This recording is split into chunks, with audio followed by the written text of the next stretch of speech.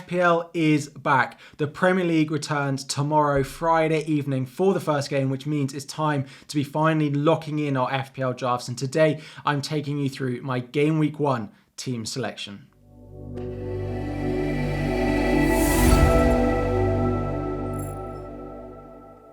What is up, everyone? FPL Harry here, and today we are finally looking at my Game Week 1 team selection. FPL is finally back after all of pre-season. I think this will be my final video before the start of the season. There will, of course, be a deadline stream. Before we dive into it, trying to hit 2,000 likes on the video. Subscribe if you are new around here as well. We are chasing down 70,000 subscribers before the start of the season. Now, as we dive into the team selection for one final time, a little reminder of those ranks over the past couple of years, and hopefully why I can give you some good FPL advice going into the start of the season and throughout all the years as well. 3.5k, 1.3k and 510th in the world last season, which gives me a crazy rank as the 4th best ranked manager in the world over the past 3 years combined. But that's enough of my self-indulgence of where I finished. Let's dive into the actual draft. So we're going to start in goal. Sam Johnstone of Crystal Palace is my number one goalkeeper.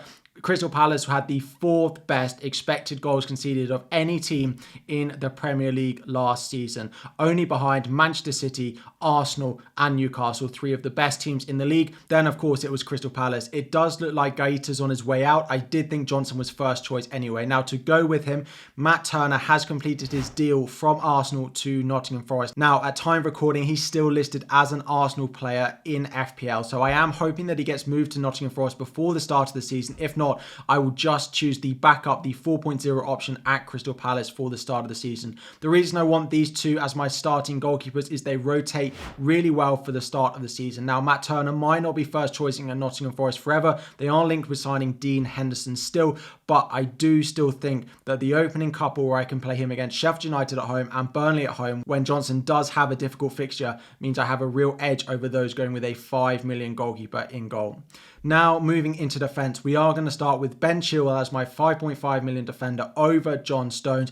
I just am actually not that big a fan of the opening fixtures for Manchester City. Plus, with Kyle Walker staying at Manchester City, he is the one who's going to get really far forward. And when he plays with John Stones, it does mean John Stones doesn't get as far forward as maybe we'd expect. So 2 of their first 3 are away from home against newly promoted teams who will be wanting to prove something in their first time back in the Premier League. And then Newcastle is the only other one. So I am going to start with the attacking threat of Ben Chilwell. Gabriel and Estupiñán, I feel like 2 of the most essential players in FPL at 5 million. Both great fixtures to start the season, both with really nice attacking threat as well. Gabriel, one of my first triple up on Arsenal as well in this draft. Then we have 2 4.0 defenders. Now, we've gone with Baldock of Sheffield United, who looks like his first choice at right wing back for them, and Kabore of Luton Town, who looks like his first choice at right wing back for them as well. This draft does leave 1 million in the bank. It is one of the very few things I'm considering changing with this draft for the start of the season, is whether I decide to upgrade Baldock to a 4.5 defender in either Botman or Tyrone Mings. Now, I don't love their fixtures on either of those for the start of the season, but when Game Week 5 comes around, it will be great to have potentially a Newcastle defender in my draft. So that is one of the things I'm considering changing. But right now, about 70% sure I will just start with the 2 attacking wing backs, because even if they don't keep loads of clean sheets, they will be getting some attacking returns, I think. Now, just before we dive into my midfield, this video is very kindly being sponsored by NordVPN. NordVPN is the fastest VPN in the world. It's the one I use, and listen to this, they are giving away an extra 4 months free when you sign up. Well, whether you want to keep yourself safe online or you travel a lot like me, you go abroad and you want to keep up to date with your latest shows, or most importantly, those football highlights, because I myself am an eye test manager. I don't use a lot of stats and I need to keep up to date with what's happening in the football so that I can give you the best advice I can every single game week. Not only that,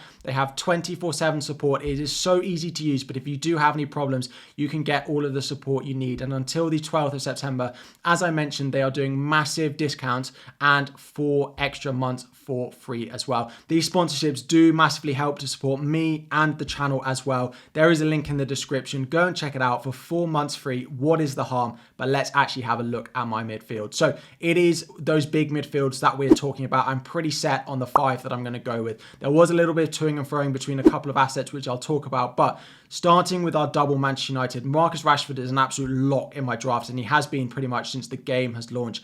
I think his attacking threat is worth it over Bruno Fernandes. Fernandes is a nice asset. He's on a lot of set pieces. He's playing as one of 2 8s though in midfield alongside Mason Mount, which means there might be points in the games where he doesn't get as far forward as we hope, but the set pieces, the opening fixtures, the penalties is why I've gone with him, and he can pass a ball like not many other players in the Premier League, apart from maybe Kevin De Bruyne as well. Then we've gone for double Arsenal. Now again, Bukayo Saka, like Marcus Rashford, was an absolute lock in my draft since the game launch. I still think he'll be on penalties for the start of the season. Then when Gabriel Jesus got injured, he left my draft, and I was toying between Martin Odegaard and Martinelli. But the more I think about it, there isn't really a lineup that I think Arsenal will want to put out early on in the season that doesn't include Gabriel Martinelli. They'd have to play Havertz up front, Trossard out wide, and that's just not really something I really see Arteta starting with. So even if he's not going to play 90 minutes, I do think Martinelli on some set pieces, great attacking goal threat, a lot of explosivity, is great at 8 million. And the final one is Bryan Mbeumo of Brentford in at 6.5 million, my favourite of all the 6.5 million midfielders, and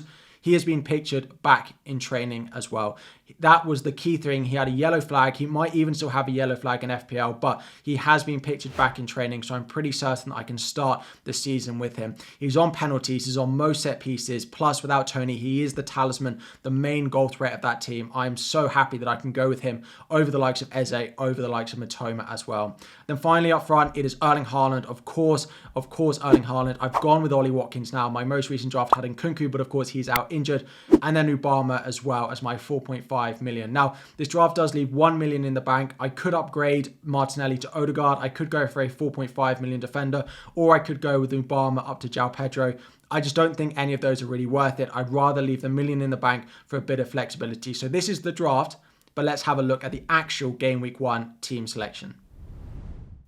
So that was the actual draft, but to look at my lineup for Game Week 1. So starting in goal, we have Johnson away at Sheffield United. Sheffield United have, of course, lost their main striker going into the start of the season. I've also lost Sander Berge, so I am expecting a Crystal Palace win there. Moving into defence, we have Gabriel of Arsenal. He is playing Nottingham Forest at home. Again, hopefully a clean sheet for him. Ben Chilwell at home to Liverpool. Now, not expecting a clean sheet, but Trent Alexander-Arnold and that right-hand side of Liverpool have been leaving a lot of space in pre-season. Do think Chilwell could do well, and he's on a lot of set pieces. Purvis Estupiñán, the final one, at home to Luton on the opening day. Really nice run of fixtures on the back line. Again, all home fixtures apart from the goalkeeper. Moving into midfield, the cheap option that we've got is Bryan Mbeumo. He probably has the most difficult fixture that we have on paper here, but he is at home against Spurs. Now, he did get some returns as Brentford did beat Spurs at the end of last season, so let's hope for a repeat of that. To combine with him, we have the double Manchester United midfield at home to Wolves. Of course, don't have their manager anymore. They have just parted ways with Lopetegui, so I do expect a Manchester United win. Hopefully some returns from these two, because all of the Manchester United goals seem to go through them. Then, of course, we add double Arsenal midfield at home to Nottingham Forest. Again, they have just signed Matt Turner. Whether he's in goal for them going into this fixture, we don't quite know. Still do expect some returns from these two. And then up front, it is Erling Haaland and it is Ollie Watkins. Ollie Watkins away at Newcastle may be a difficult fixture, but his fixtures in Game Week 2 and 3 merit him being in my team. And of course, the robot that is Erling Haaland. On my bench, it is then, of course, going to be Turner of Nottingham Forest if he does sign in time. Mubama, Baldock and Kabore as the three cheap options. Captaincy armband currently on Erling Haaland with a vice captaincy on Marcus Rashford for that Monday night fixture. I am considering moving it off Erling Haaland to either Bukayo Saka or Marcus Rashford. I don't think I will do it. I'm about 90% sure that it'll be on Erling Haaland, but part of me is considering moving it. But here we go.